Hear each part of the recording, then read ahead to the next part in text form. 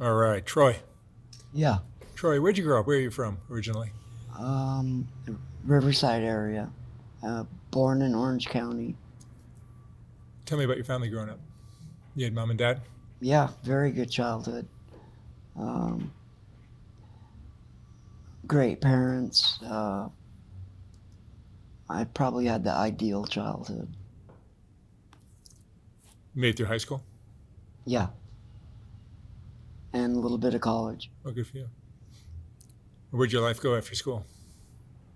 Um, my uncle is in a biker gang, and so I kind of hung out with them a little bit more than part time, but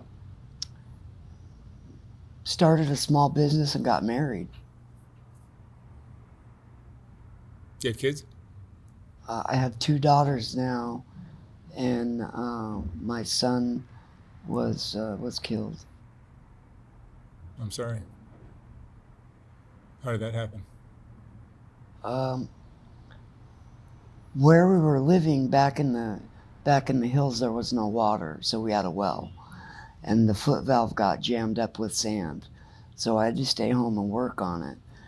My mother came to pick us all up to take us to this petting zoo, and I couldn't go. I had to fix the pump. So my wife and my mom went with my son, the baby, who was 6 months. And not far from the house, a drunk driver went off the road, spun around, came back on the road, and hit them head on. And I don't know if my wife went completely through the glass, but my son did at 6 months. And my mom had a concussion so bad that she didn't know who we were. Um, when she started to get better, she would say things like, Troy, get the cat out of the microwave.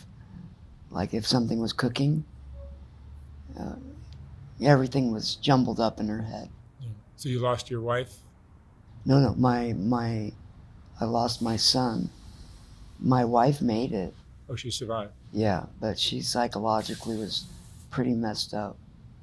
And my mom, I still have my mom, but it looks like my mom. She sounds like my mom, but I don't recognize her when she speaks Mm. from the concussion, I guess. Yeah. It changed her completely.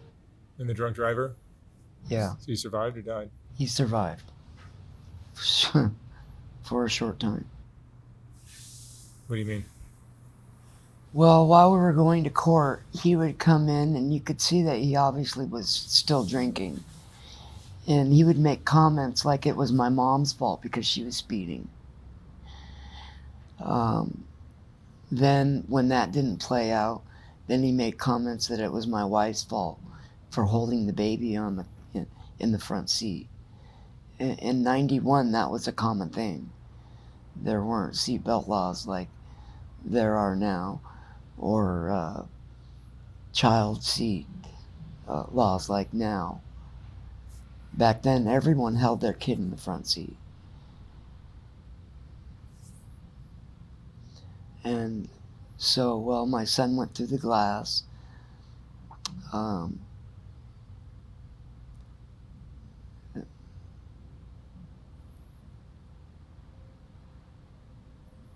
I'm sorry, it's real difficult for me.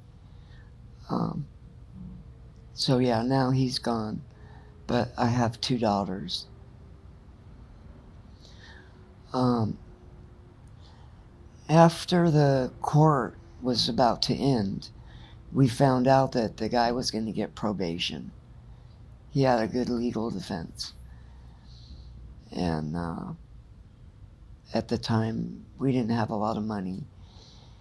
And so I couldn't see things going on the way they were. I took matters into my own hands. A friend of mine who's my height and same hair color, we went to Las Vegas and I cashed a check under the camera so they could see my face. We sat down at 2 slot machines.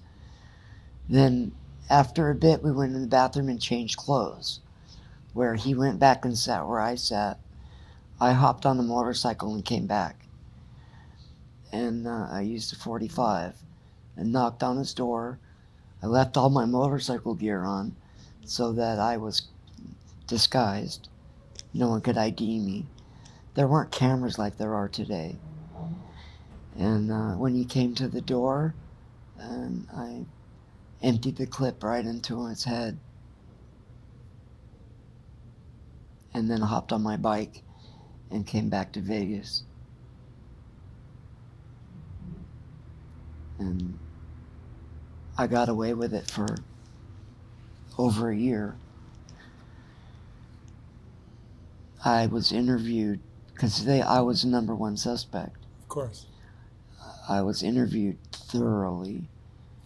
They were convinced it wasn't me because of my alibi. My uncle in the biker gang, I told him all about it. And he thought that was just the coolest thing. So I told him everything in detail. And then one night, I guess drinking, because alcohol runs in that side of my family heavily, he told my aunt, which is my mom's sister. And then one night, my aunt got to talking to my mom after she healed from the concussion, not realizing my mom had changed so much. And my mom was outraged. Just outraged. And we had gotten in an argument one day, and she called the FBI, and she told them. So there was an arrest warrant out for me. Actually, it was just a warrant for questioning, but I knew what that meant. So I was on the run for quite a while, almost a year, and that really sucked. We moved all the time. I couldn't do anything being on the run. Yeah, being on the run must be a hard lifestyle. It is. It's really bad. And then with all my kids and my wife, we got pulled over. And I gave him a fake name. I tried really hard to make it pass. But no, they had been looking for me for too long. And the cops said they were just going to take me down, take my picture, have me sign some papers, and they let me go. I pretty much knew better. But once they put the cuffs on me, that was it. It was over. I kind of felt relieved. Being on the run, it's exhausting. What's the worst part of being on the run like that? How long? It was a year? Almost a year. What's the worst part of that? Having to have enough money to have your family, your daughter not say, "Dad, I'm hungry." Because you couldn't work anywhere? Yeah. I could just do side jobs or deal drugs or modify guns. My family's all gunsmiths and in the gun trade heavily. So I'm very familiar with guns. So you eventually did time? Yeah, I ended up getting sentenced to 15 years. For murder? Yeah.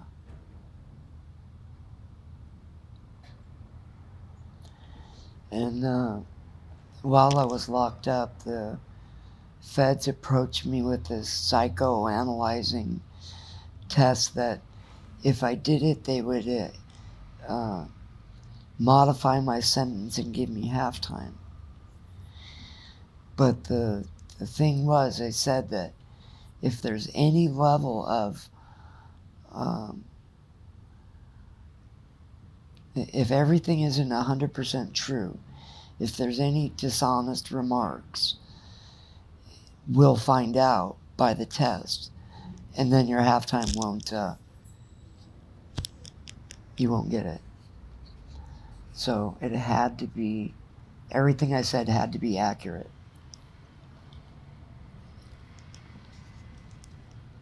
Excuse me. Did you get your time reduced? Yeah, they gave me halftime, so I ended up doing 7 years 9 months in, of all places, Folsom. I think the judge had something to do with that, because they were. One of the things the judge told me is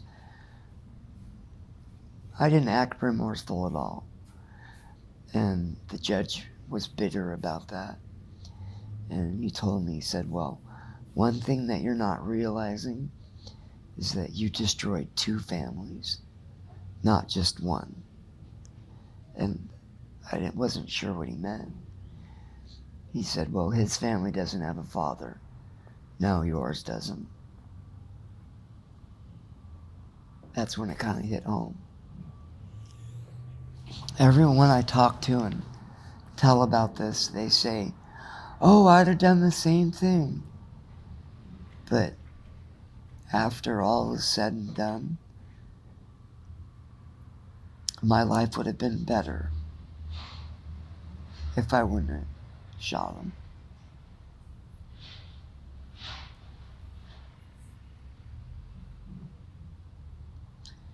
Yeah, it changed things significantly.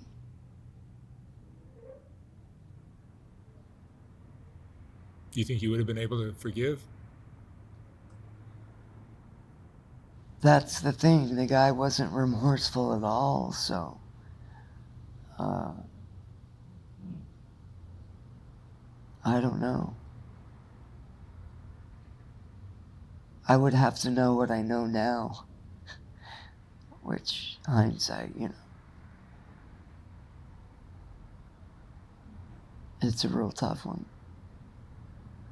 When people tell me right away, oh, I'd have done the same thing, that's when I start to think that maybe it wasn't such a great idea. Because when someone's dead, there's nothing you can do to bring him back.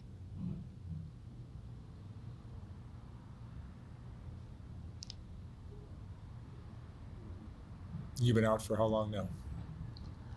I got out right before 2000, and having that type of crime on my record has sent me back 3 times.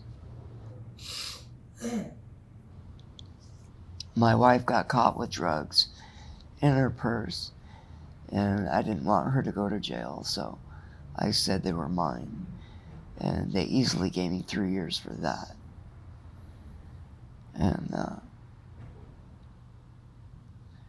And then after that, one other time, I got caught stealing from a store, and I got 16 months for that. Something somebody else would have got probation on. So yeah, the law's come down real hard on me now that my record's so blemished. No more chances. Where do you stay now? You've been homeless for a while? Yeah, I've been staying with friends. Right now I'm staying in a friend's garage. My marriage is gone. Where do you stay when you're homeless? On the street. Are drugs a part of your life now? Yeah, they are. I do drugs because it helps numb my feeling of guilt. And in Los Angeles, when people are homeless, they stay where they can stay indoors when it's warm. And a lot of times that requires getting on the subway and riding the subway till late at night. But they kick you off at like 12:30. So from 12:30 to about 3:30, you're walking the street. But at 3:34, you can get back into the subway if it's real cold or if it's raining. Not the ideal situation. What drug do you use? No. I was first introduced to heroin in prison, and since I've got off heroin and have been doing fentanyl. How do you support yourself now? Right now, middlemanning drug deals. I was giving guitar lessons at the park for a while, but I got jumped one night, beat up, and they took my guitar. Some street thugs. Now, you can't carry a guitar around late at night in this neighborhood. And then small crime pays for my drugs when I get desperate, but I make sure I don't do anything substantial, nothing serious. I don't want to ever go back. But it wouldn't take much, so I have to be very careful. How do you deal with all this emotionally? Man, sometimes I go and sit by myself and I can't stop crying. But drugs numb me. Basically, it's the drugs. It keeps me sane, keeps me focused. Otherwise, I can't see things through. You would think that you would be able to forget something and put it aside. But as many years as it's been since 2000, when I got out, right before 2000,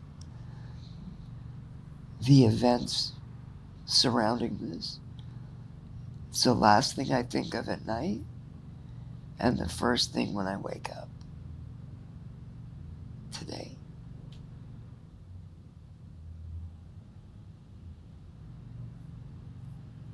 It's a lot to carry around with you. It is.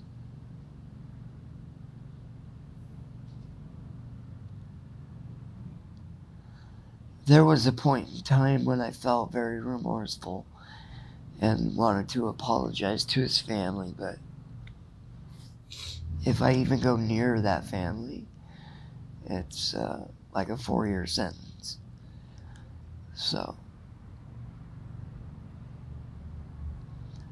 I thought of maybe writing a letter, but any communication at all, I can't do it. How old are you now? 54. Do you have hope of turning your life around or things improving? I do. And I've been trying to get into this rehab. I've never been in a rehab program that I wanted to go to, where I wanted to quit drugs. I've been forced into one by my mom once, by my wife once, but never really wanted to clean up until now.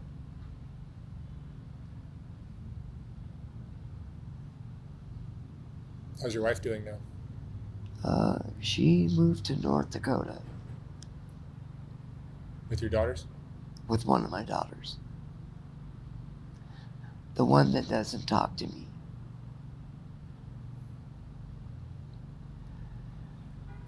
She thinks that, excuse me, all the years I was gone, I left because I didn't love her.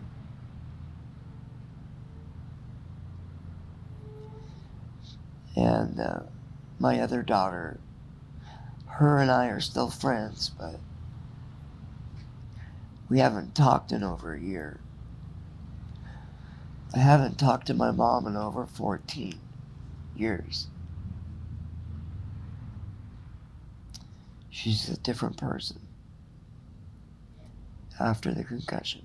Is that because of her concussion or because of your drug addiction or because of what you did to your... It's everything. It's everything. The whole package? Yeah. 14 years is a long time.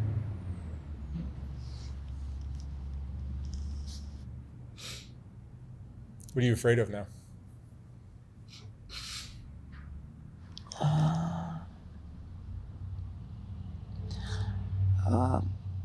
Going back to prison. But I think the biggest thing I'm afraid of is not having a family again. I want to see them. Do you believe in karma? Do I believe in karma? Absolutely. How does karma play out in your life? Well, it's funny that you say that, because I kind of made a deal with God, and I know God's not one to make deals with, but I prayed a lot that if I could get out and do things different, I wouldn't hurt anyone ever again. So I try to follow that.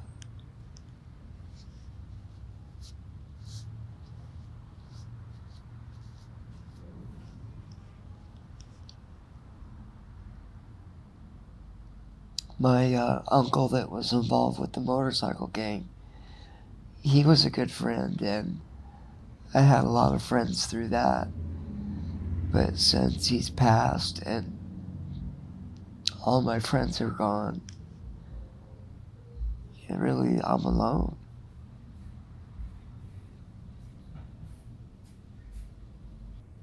I haven't sat down and talked about this thoroughly, ever. What's your biggest regret of all this? The harm it caused my kids. Breaking up my family, the stress on my parents.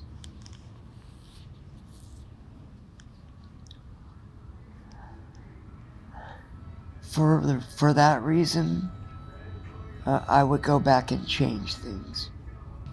If I'd have known I was gonna wake up old and bitter, I wouldn't have done it. Are you old and bitter now? I try not to be, but I think I might. I just think I might be. I try not to be too bitter.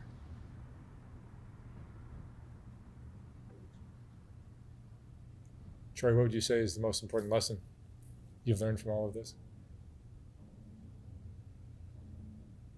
You really have to sit down and think about what everyone's life is going to be like after you take things into your hands.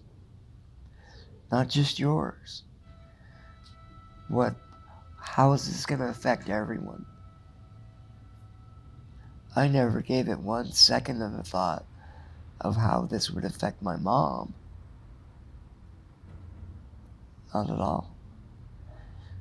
Nor did I think about how it would affect my kids.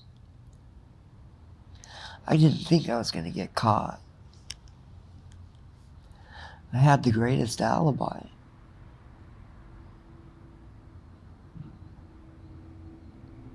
I thought.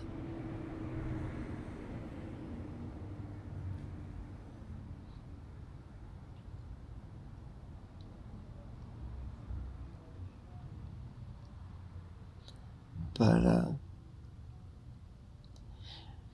yeah, seeing how it damaged everyone, if I could turn the hands of time back,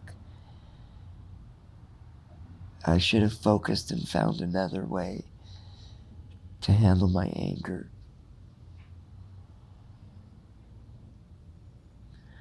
But I was pretty proud of myself after I did that. It really was. Loose lips sink ships. That is a fact. Yeah, if you want to keep something a secret, even telling one person, you might as well sign an affidavit and mail it to the judge. Would holding that secret around the rest of your life be similar to being on the run? So it's a lot of weight to carry around. Yeah, but if I had my family back, I think I could have maybe coped with things better. It's really difficult handling things alone. When you were a young man, did you have any inkling that your life would have been so complicated and No, messy? no. And all my mom ever wanted was a big family. And I gave that to them. My brother doesn't have any kids. And so I got married and had kids. So it kind of completed the family unit. Grandma, grandpa, everyone. It was really beautiful for a while.